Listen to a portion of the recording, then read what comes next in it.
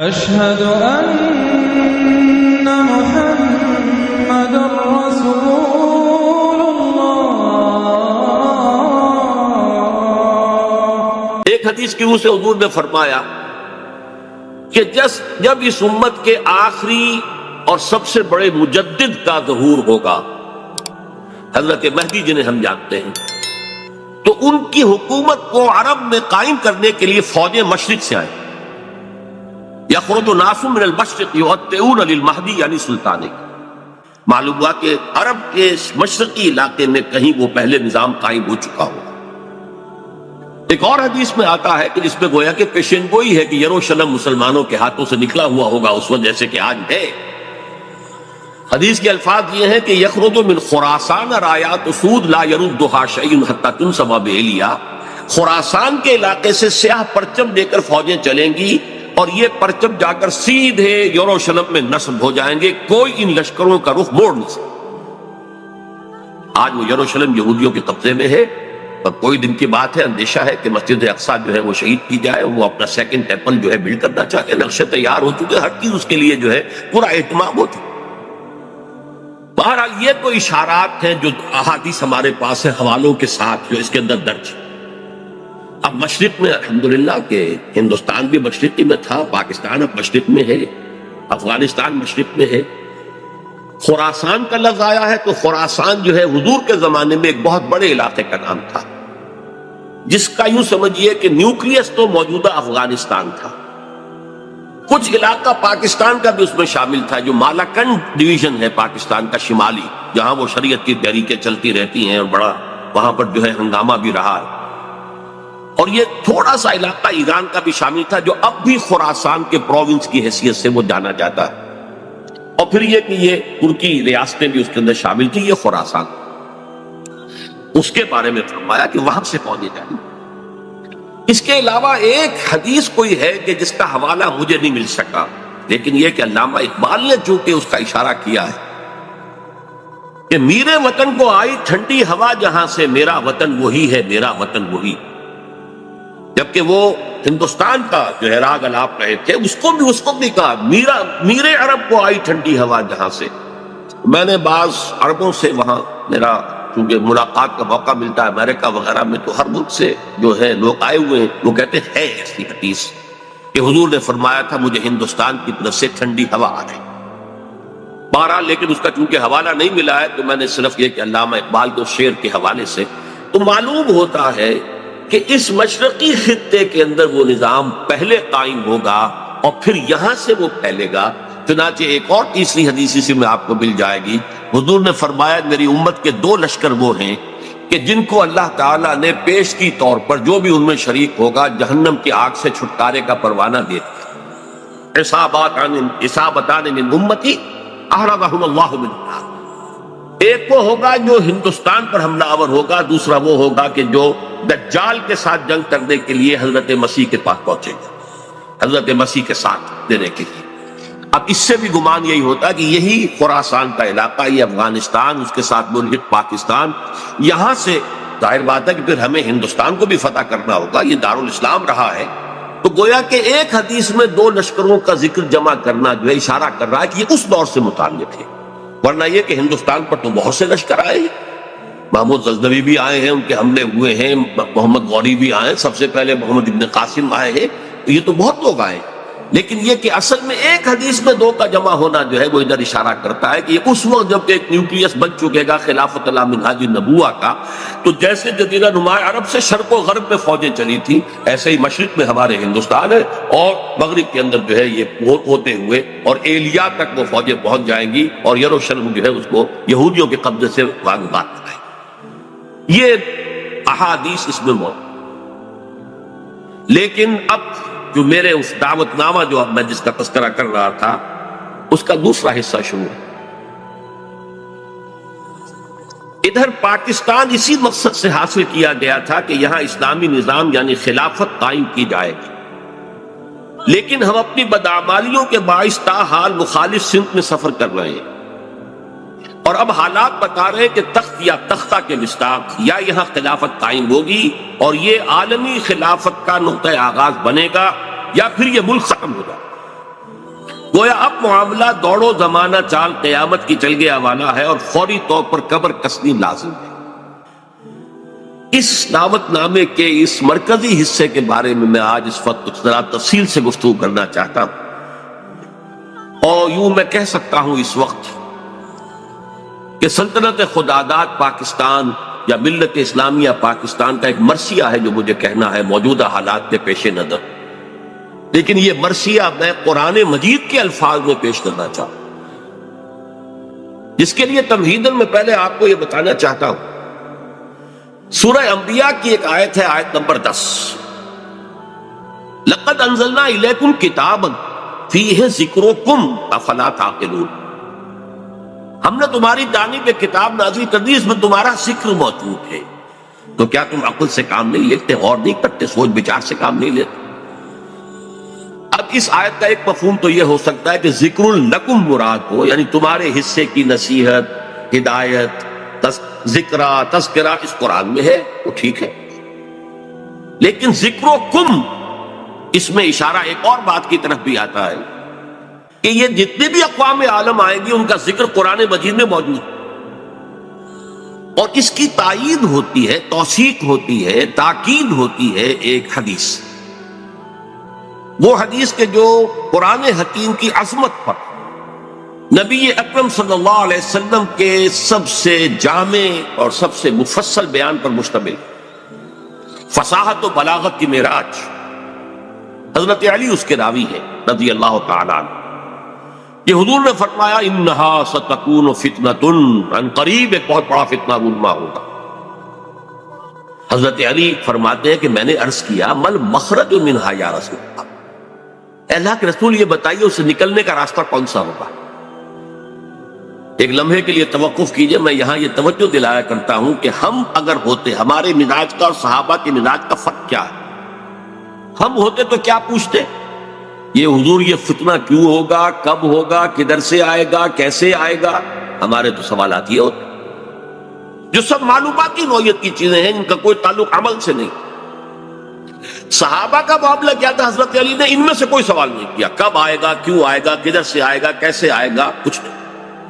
جو عملی سوال تھا مل مخرج منہا یا رسول اللہ، اللہ کے رسول جب آپ نے فرما دیا کہ بہت بڑا فتنہ ہوگا تو ہمیں تو اب یہ سمجھنا ہے کہ وہاں سے نکلنے کا راستہ کون سا؟ بس اس کے جواب میں وہ حدیث ہے کتاب اللہ، تمام فتنوں سے نکالنے والی اللہ کتاب، فیہ نبأ ما قبلکم وخبر ما بعدکم وحکم ما بینکم، اس میں تم سے پہلے جو لوگ گزرے ان کے حالات بھی یہ تو سب جانتے ہیں، قوم نوح اور قوم ہود اور قوم عاد، اور نہ معلوم کس کس کا اقوام کا تذکرہ ہے، وہ خبروں ما بعدکم جو تمہارے بعد ہونے والا ہے اس کی خبریں بھی موجود ہیں، وحکم ما بینکم اور جو بھی تمہارے مابین قیامت تک اختلافات رونما ہوں گے ان سب کا فیصلہ بھی موجود۔ بڑی عظیم حدیث ہے، وَهُوَ الذِّكْرُ الْحَكِيمُ وَهُوَ الصِّرَاطُ الْمُسْتَقِيمُ وَهُوَ حَبْلُ اللَّهِ الْمَتِينُ لا تنقضي عجائبه ولا يشبع منه العلماء ولا يخلق عن كثرة الرد، اور آخری الفاظ تو بلاغت کی انتہا ہے، من قال به صدق ومن عمل به اجر ومن حكم به عدل ومن دعا اليه هدي الى صراط مستقيم، جس نے کوئی بات کہی اس قرآن کی بنیاد پر اس نے سچ کہا، جس نے عمل کیا اس کا اجر محفوظ ہے، جس نے کوئی فیصلہ کیا قرآن کی بنیاد پر اس نے عدل کیا، اور جس نے قرآن کی طرف بلایا اس کی ہدایت ہو گئی، کسی اور کی ہو نہ ہو اس کی ہدایت گارنٹیڈ ہے جو قرآن کی طرف بنا ہوا۔ یہ حدیث ہے کہ جس میں خبر و ما بعدکم کے الفاظ، بلکہ میں تذکرہ کر دوں یہ حدیث ایک اور شان سے وارد ہوئی ہے طبرانی کی معجم کبیر، وہاں یہ حدیث اس طور سے آئی ہے کہ حضرت جبرائیل نے حضور سے یہ فرمایا یا محمد امتک بعدک، اے محمد صلی اللہ علیہ وسلم یہ آپ کی امت کا آپ کے بعد کیا بنے؟ حضور نے اس پر پوچھا بل مخرج منہا یا جب اہم کہی ابھی تو میں ہوں انا بین اظہرکم، ابھی تو اے مسلمانوں میں تمہارے مابین ہوں، لیکن ایک وقت تو آئے گا، پھر دور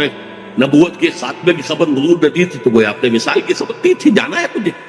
انک میت وانہم میتون، قرآن مجید میں لیکن اس کا حل کیا ہو تب انہوں نے کہا ہے کتاب اللہ فیہ نبأ من قبلکم وخبر ما بعدکم وحکم ما بینکم، یہ پوری یہ ایک اور ہی شان کے ساتھ یہی روایت ہے۔ بات میں اس حوالے سے آپ کے سامنے قرآن حکیم کی 6 آیات، اور عجیب یہ حسن اتفاق ہے، سورہ اعراف کی آیات ہیں 175 176 177، اور سورہ توبہ کی آیات ہیں 100 نکال دیجئے 75 76 70۔ یہ آئینہ ہے اس وقت میرے اور آپ کے لیے، ملت اسلامیہ پاکستان کے لیے، سلطنت خدا داد پاک۔ دیکھیے سورہ اعراف میں فرمایا وَاتْلُ عَلَيْهِمْ نَبَأَ الَّذِي آتَيْنَاهُ آيَاتِنَا فَانْسَلَخَ مِنْهَا فَأَتْبَعَهُ الشَّيْطَانُ فَكَانَ مِنَ الْغَاوِينَ۔ اے نبی ان کو آپ اس شخص کی خبر سنائیے جسے ہم نے اپنی آیات عطا کی تھی، لیکن وہ ان سے نکل بھاگا، پھر شیطان اس کے پیچھے لگ گیا، اور پھر وہ انتہائی گمراہ لوگوں میں سے۔ وَلَوْ شِئْنَا لَرَفَعْنَاهُ بِهَا، ہم چاہتے تو ان آیات کے ذریعے سے، ان کی بدولت ہم اسے اور بلند کرتے، اس کا مقام، اس کا رتبہ اور اونچا۔ وَلَكِنَّهُ أَخْلَدَ إِلَى الْأَرْضِ، مگر وہ تو زمین کی طرف ہی بیٹھتا اور دھستا چلا گیا۔ فَمَثَلُهُ كَمَثَلِ الْكَلْبِ، تو اس کی مثال تو کتے کی سی ہے، إِن تَحْمِلْ عَلَيْهِ يَلْهَثْ، اگر اسے پھسکارو، کوئی ڈھیلا، کوئی لکڑی اس کی طرف اٹھاؤ مارنے کے لیے، تب بھی وہ ہانپتا رہتا۔ ان تترکو یلہث، زبان اس کی نکلی ہوگی، اس سے راج ٹپک گئی ہوگی، چھوڑے رکھو گے تب بھی۔ ذالک مثل القوم الذین کذبوا بآیاتنا، یہی مثال ہے اس قوم کی کہ جس نے اپنے رب کی آیات کو جھٹلایا۔ فاقصص القصص، تو اے نبی آپ یہ واقعہ بیان کر دیجئے،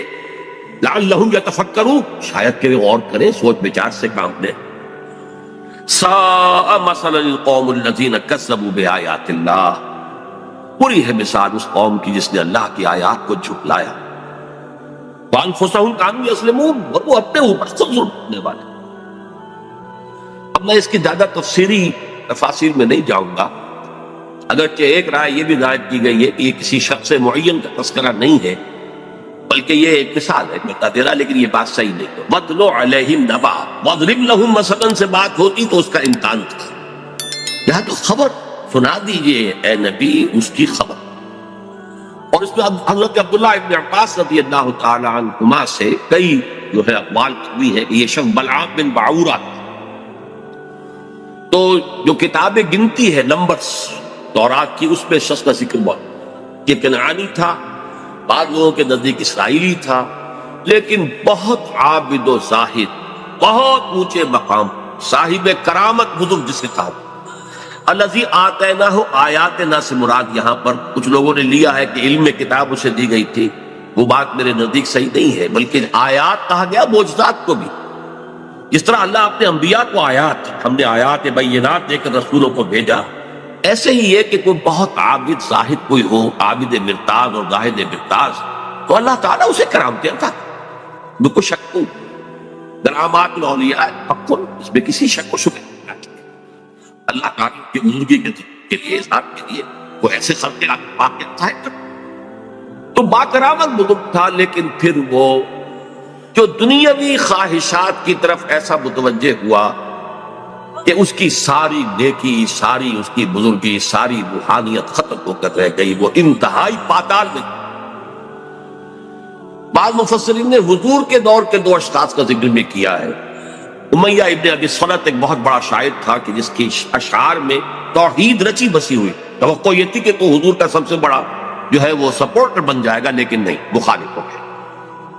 اسی طریقے سے ابو عامر راہب تھا، جیسے ورقہ ابن نوفل مکے میں تھے، تو وہ جا کر جو ہے وہ شام میں انہوں نے عیسائیت اختیار کی، اور وہ بہت بڑے عالم تھے، کانا یکتب التوراۃ بالعبرانیہ۔ اسی طرح یہ ابو عامر خزرجی تھا،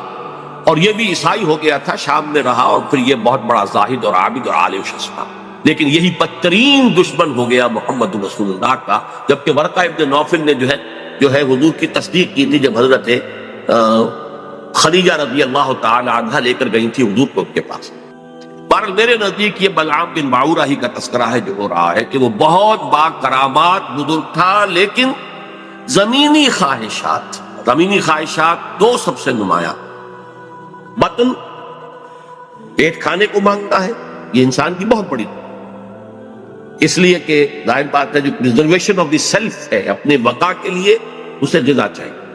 لیکن اس کے ساتھ کھارا بھی لگا ہوا ہے، یہ اس کے ساتھ اضافی شے ہے۔ اور دوسری ہے جنسی خواہش، شہوت، پریزرویشن آف دی اسپیشیز، اپنی نسل کو برقرار رکھنے کے لیے۔ یہ دونوں جو ہیں حرصیں انسان کے اندر جب یہ اعتدال سے بڑھتی ہیں تو تباہی کا ذریعہ۔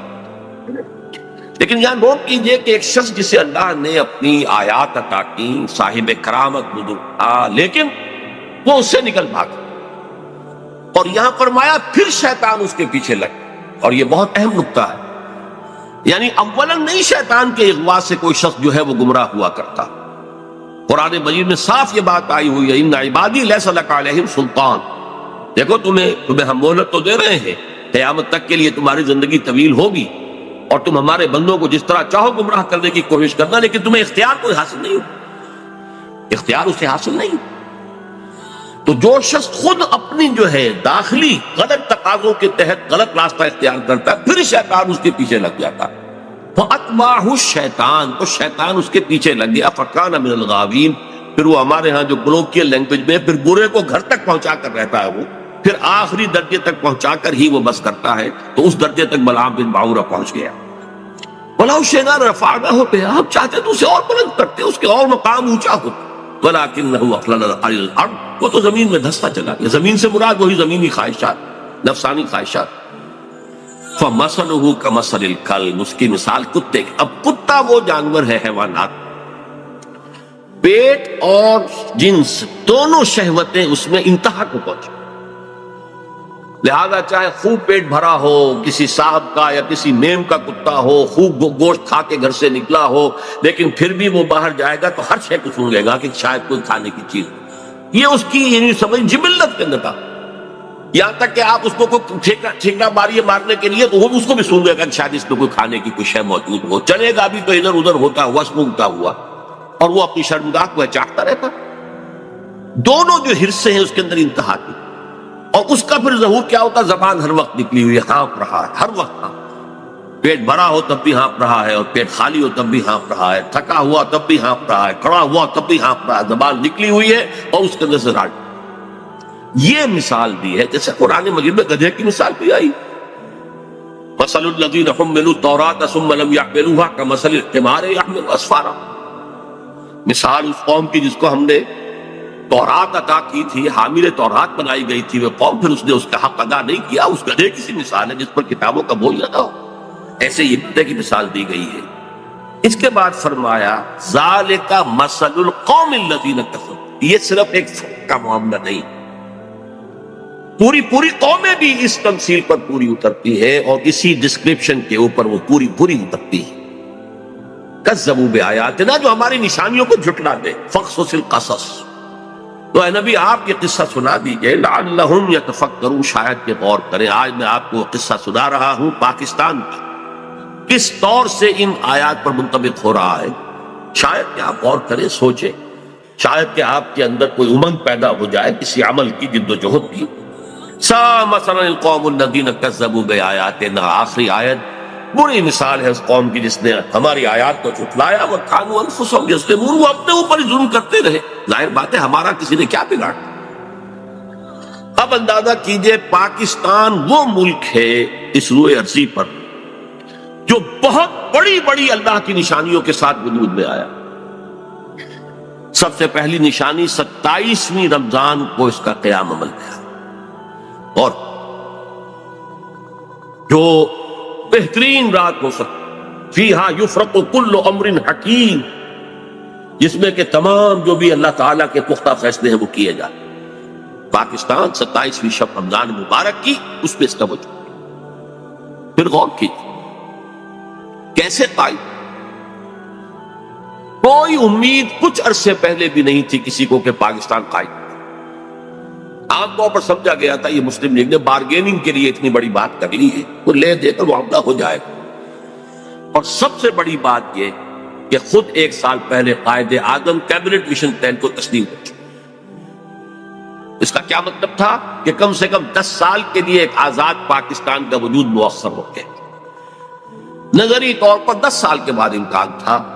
لیکن ایک مرتبہ مرکزی حکومت ایک وحدت کے ساتھ اگر وجود میں آ جاتی تو پنڈت نہرو نے جو کہا تھا سچ تو وہی تھا، نکل جاتی ہے جس کی منہ سے سچی بات مستی میں، اس نے وہ سچ کہہ دیا، جس کی وجہ سے پھر قائد اعظم نے جو تسلیم کر لیا تھا کیبنٹ مشن پلان کو، پھر اس سے آپ نے رجوع کیا کہ اس نے کہہ دیا تھا ایک دفعہ بن جائے پھر کون کسی کو علیحدہ عہدے دیتا ہے۔ اس پر پھر قائد اعظم نے پسپائی نہ، اگر وہ خاموش رہتا تو کم سے کم 10 سال تک کوئی امکان نہیں تھا، اور اس 10 سال میں ہندو قوم نے کیا کرنا تھا اس کا تصور۔ پھر سوچئے پاکستان قائم ہوا، ہندو قوم ہمارے سے کس قدر تعداد میں زیادہ، تعلیم میں زیادہ، دولت میں زیادہ، تنظیم میں کس قدر منظم قوم، کس قدر تعلیم یافتہ، کتنی ان کے اندر ایک یکجہتی موجود تھی۔ پھر کانگریس جیسی جماعت، بہت بڑی جماعت، تو کوئی شک نہیں، بہت بڑی عوامی جماعت، جس کے ساتھ یہ کہ لیڈرز کی سیکنڈ لائن کی یوں سمجھیے کہ ایک بڑی قطار موجود تھی۔ یہ نہیں تھا کہ مسلم لیگ بس ایک بگولے کی طرح ایک تحریک کے طور پر اٹھی ہے، اس نے جو بھی حاصل کر دیا کر لیا، ورنہ مسلم لیگ اصل میں ایک جماعت کی شکل میں منظم ہو ہی نہیں پائی تھی۔ یہی وجہ ہے کہ پتاشے کی طرح گھل گئی پاکستان میں۔ لیکن یہ کانگریس اور گاندھی جیسا، ہم بہرحال اس کے بارے میں جو بھی رائے رکھتے ہوں، لیکن یہ ہندوؤں کا مہاتما اور پوری دنیا کے اندر اس کی ایک عظمت تسلیم کی جائے۔ اور چند مہینے پہلے اس نے کہا تھا کہ پاکستان سے میری لاش پر بن سکتا، ہندو جیسی قوم، گاندھی جیسا لیڈر۔ اچھا، دوسری طرف یہ ہمارے ولی خان صاحب وہ کچھ پچھلے زمانے کے کاغذات نکال کے لے آتے ہیں انڈیا آفس کے، جس سے یہ کہ انگریزوں نے کوئی سپورٹ کی تھی پاکستان کی یا مسلم لیگ کی۔ جب پاکستان بنا ہے، ایٹلی وزیر اعظم ماؤنٹ بیٹن یہاں کا وائس رائے، دونوں قائد اعظم سے شدید نفرت رکھنے والے، پاکستان کے تصور کے دشمن۔